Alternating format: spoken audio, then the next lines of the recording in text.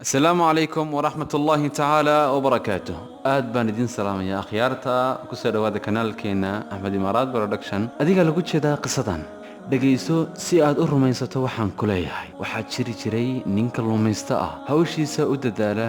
maalintii xabad kalluun ah buu soo qabsadaa. waxay gurigiisa taallaa intuu alla doono inay taallo.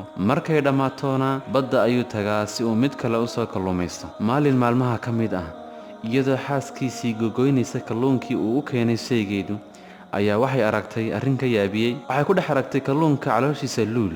way yaabtay. luul calool kalluun ku dhex jira?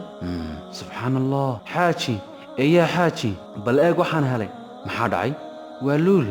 luul ah. wuxuu qaaday kalluumaystihii luulkii, waxaanu u geeyey ninka luulka iibiye ee jaarkiisa ah. ninka jaarkiisa ahaa wuxuu egay luulkii, laakiin anigu ma iibsan karee buu yidhi, maxaa yeelay lacag laguma qiimayn karo.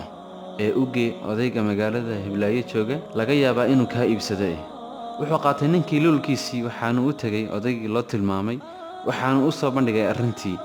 waxa uu ku yidhi, nin yahow, ilaahay baan ku dhaartay alaabtan aad haysatid lacag laguma qiimayn karo, laakiin anaa xal ku haya. u tag badhasaabka magaalada, isaga kaa iibsan kara luulkani. albaabka badhasaabku taagan yahay kalluumaystihii, waxaanu sitaa luulkiisii qiimaha badnaa, isagoo sugaya inta loo fasaxayo inuu soo galo aqalka badhasaabka. markuu badhasaabkii arkay luulkii, wuxuu yidhi, luulkanoo kale weligay maan arag, waana noocan daydayayey, mana garan karayo lacag aan kugu qiimeeyo oon kaa siisto. sidaa daraaddeed waxaan ku fasaxayaa inaad gasho khasnadayda gaarka ah.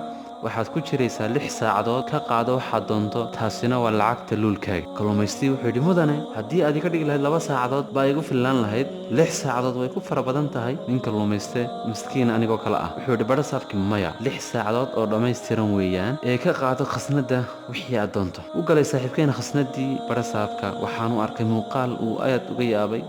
qol aad u weyn oo u kala qaybsan 3 qaybood. qayb ay ka buuxdo jawharado, dahab iyo alaab qaali ah, iyo qayb u yaallo furaash haddaad ku jiifsato aad gelaysid yoomulkahfi, iyo qayb ay ka buuxdo wax kasta oo uu doonayo oo cunto iyo cabbid ah. wuxuu yidhi kalluumaystihii isagoo naftiisa la hadlaya, kow, ma 6 saacadood? waar way igu badan tahaye, maxaan sameeyaa 6daas saacadood oon ka shaqeeya?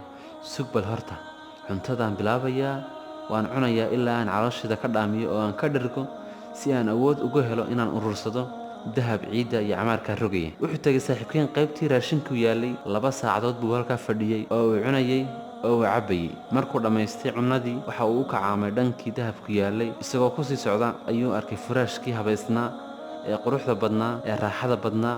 markaasuu isla hadlay oo yidhi, horta waan soo dhargay, maxaan u yara seexan waayey si aan hurdo wacan u galo oo ay awoodda aan dahabka ku urursanaya igu soo badato.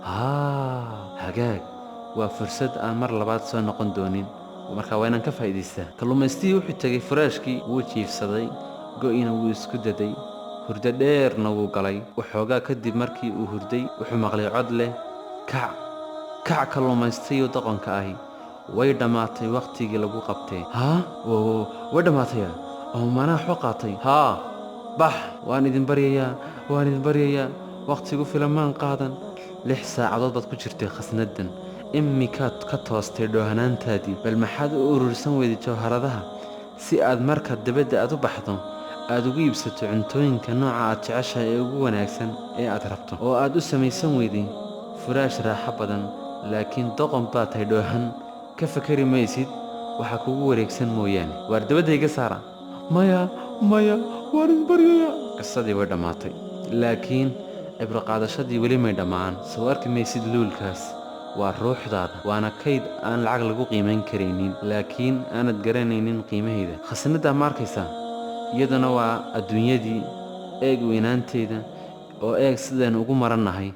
jawharadahaasi waa acmaasha wanaagsan, furaashka raaxada lehina waa mooganaantii. cuntadii miyaa? cuntadaasina waa waxay naftu u muhato ee ay jeceshahay. iminkana walaalkaygan kalluumaystaha ahu, adaa lagu jeedaa oo qisada dhegaysanayee, miyaanay kuu gaadhin inaad ka kacdo hurdada oo aad iskaga kacdo furaashkan aad ku jiifto?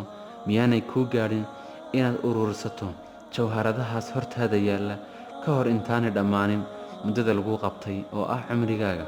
intaanad hadhowto farta dhexda ka qaninin oo aanad ka murugoon dayaacadda aad dayacday wakhtigaagii qiimaha badnaa. alla wuxuu yidhi, markay gaadho mid ka mid ah xilligii uu dhiman lahaa, وحورنا يا الله يدب إي عليا أنا الدنيا دي دب وقصة شقيستي عمل وناكسنة اسكدر لكن هذا الكاسوى أفك باركيسه حتى إذا جاء أحدهم الموت قال رب ارجعون لعلي أعمل صالحا فيما تركت كلا إنها كلمة هو قائلها ومن ورائهم برزخ إلى يوم يبعثون فإذا نفخ في الصور فلا أنساب بينهم يومئذ ولا يتساءلون فمن ثقلت موازينه فأولئك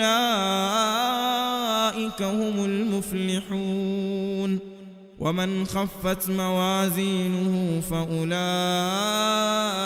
الذين خسروا أنفسهم في جهنم خالدون قصدي ودا ماتي أصحابتها دتك تعشها أخيارتا لا شركة في إلهينا ميسان حسناتك وينقول على المريا الدال على الخير كفاعله دتك خير كتسا وحكر دقنيها يسقو السمية والنبي صلى الله عليه وسلم